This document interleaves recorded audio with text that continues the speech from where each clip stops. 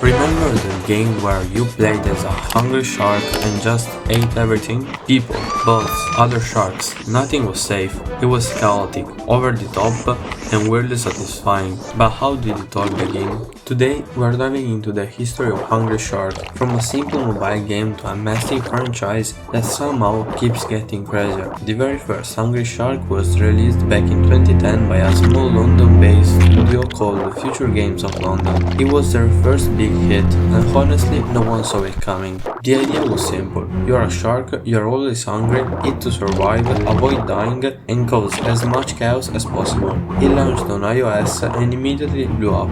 Why?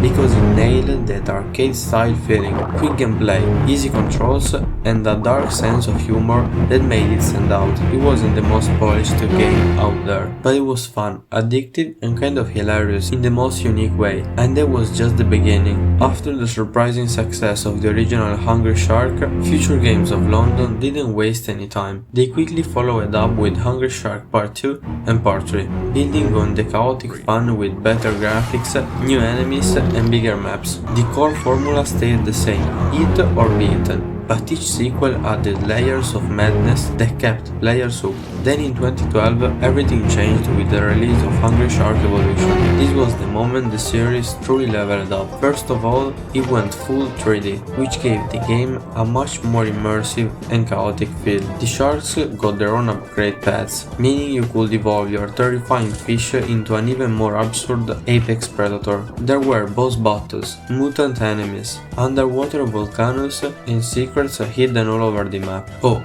and this is when the game really embraced the freemium model, meaning microtransactions entered the chat. You could grind your way through, or pay to speed things up. Some players loved it, others not so much. But it clearly worked, because the game exploded in popularity. Fast forward to 2016, and we got Angry Shark World, a bigger, louder, and even crazier sequel. Now you could travel across multiple global maps, the Pacific, the Arctic, even a sunken city. There were dozens of sharks, each with their own abilities. You could customize them, give them pets, pet jellyfish and baby sharks, and complete weird little missions. This was also when Ubisoft, which had acquired Future Games of London back in 2013, officially stepped in.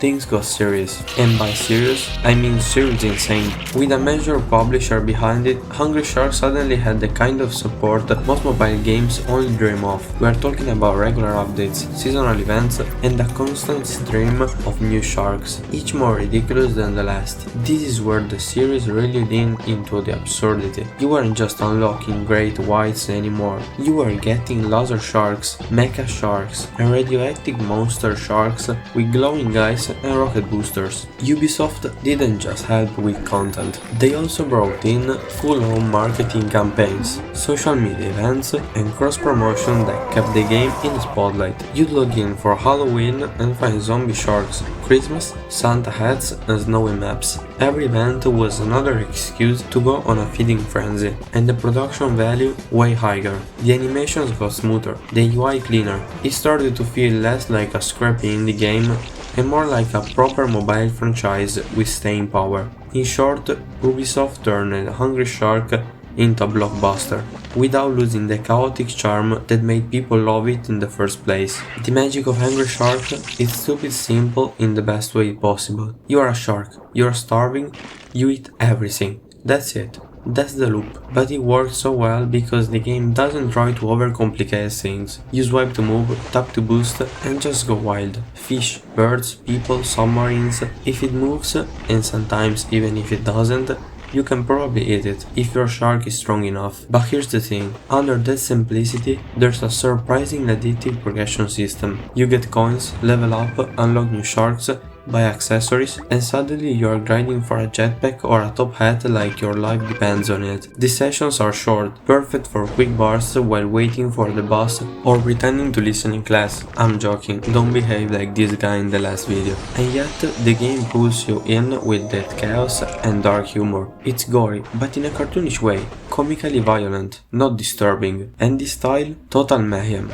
Bright colors, exaggerated animations, ridiculous power-ups. You are not just a shark, you are a force of nature. 1 minute you are dodging jellyfish, the next you are breathing fire underwater. Why? Who Who cares? It's fun. Add a global leaderboard, daily challenges, and insane combos, and you've got the perfect game. Alright, now it's time for some trivia you might not know, even if you played the game for years. First off, a bunch of sharks in the series aren't just random sea creatures. Some are inspired by mythology and pop culture. You've got Megalodon, obviously, but then there's Robo Shark, Ice Shark, and even a shark that literally shoots lasers. There's one called, okay, I don't know how to pronounce it, Sharkira? Yeah, kind of. You can think this name is inspired by Shakira, it's actually inspired by Godzilla. Yeah, but making it sharkier. And the community, people have made fan art, strategy guides, theories about shark origins, even full-on tier list ranking every shark in the game. You might think Hungry Shark is just a mobile game, but it's also available on PlayStation, Xbox and Nintendo Switch. There's even a VR version, because apparently being eaten by a giant shark in first person is a thing people want. And did you know there's a spin-off called Hungry Dragon? Same idea, but with fire-breathing dragons instead of sea creatures. Think medieval mayhem instead of underwater chaos. It's honestly kind of wild how a game that started as a silly mobile app turned into this multi-platform universe full of memes, monster and mayhem. So what's the real reason Hungry Shark blew up and stayed popular for so long? First, its simple formula done really well. The core gameplay is easy to get into. Just swim, eat, survive. No complicated controls or rules. But of course simplicity alone isn't enough. The developers kept the game fresh with constant updates, new sharks, new maps, special events, and wild new mechanics that keep players curious and coming back for more. Hungry Shark also nailed the mobile market trends. The freemium model with microtransactions lets casual players enjoy it for free, while more invested players can speed up progress or grab cool extras. And the game's vibe? It blends nostalgic arcade feel with total freedom. You are basically a tiny predator in a big ocean, causing chaos however you want. That mix hits a sweet spot for a huge range of players. All these combined made Hungry Shark one of the most downloaded titles in the Ubisoft mobile portfolio. And that's no small feat. Hungry Shark might not be the deepest or most complex game out there, but it has this weird charm that keeps you hooked. Maybe it's the thrill of being the predator, or just the chaotic fun of chomping everything inside. It's proof that sometimes simple and crazy is exactly what players want, especially on mobile, where quick, satisfying gameplay wins. So, what about you? Which Hungry Shark was your favorite? Drop your pick in the comments. I'm curious to see what sharks rule your ocean.